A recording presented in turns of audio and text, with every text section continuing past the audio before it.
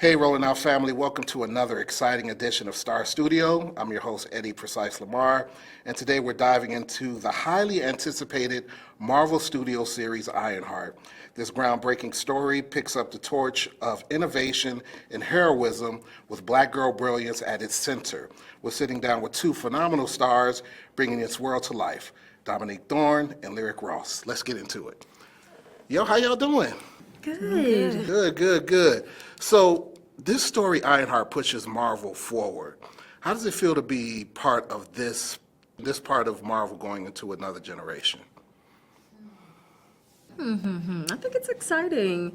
It's cool. I mean, we both were talking about how central MCU has been in our lives since its inception. And so for it to be approaching a point where they're looking to continue to expand and to tell new stories and to explore other parts of the universe is so exciting, and it's very cool. Far more to think that they're going to include little old us.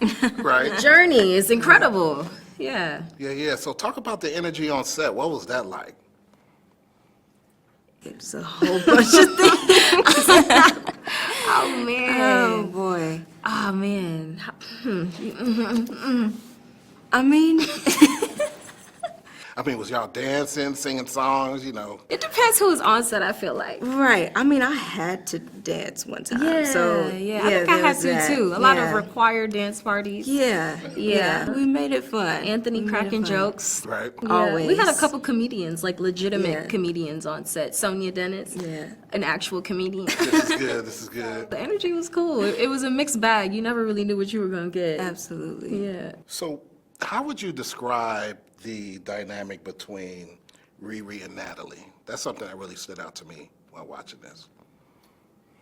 What you think? How to describe it? Oh, boy.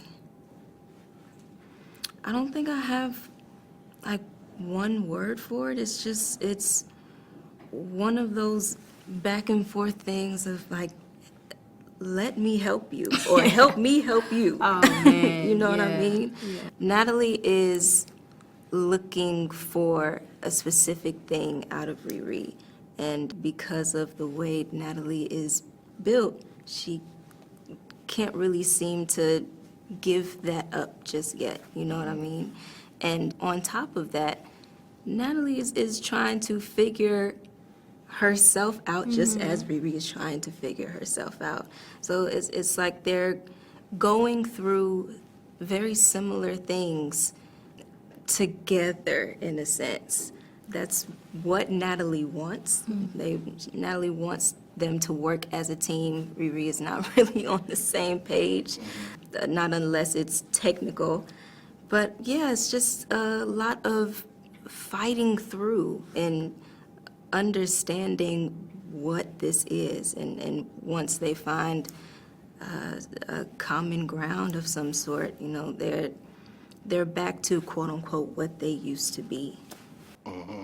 Their dynamic is really interesting from the perspective of technology and spirit. So what did you draw from to make sure that connection remained real? I think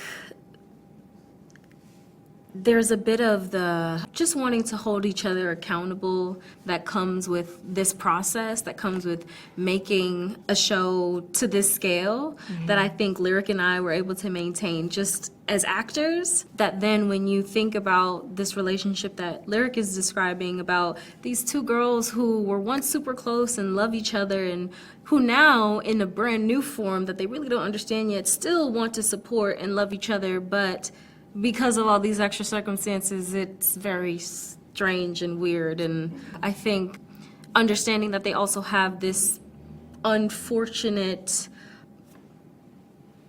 I don't know how to, like, the elephant in the room is all of this grief that they both have to unpack, and that neither one of them has really been able to do.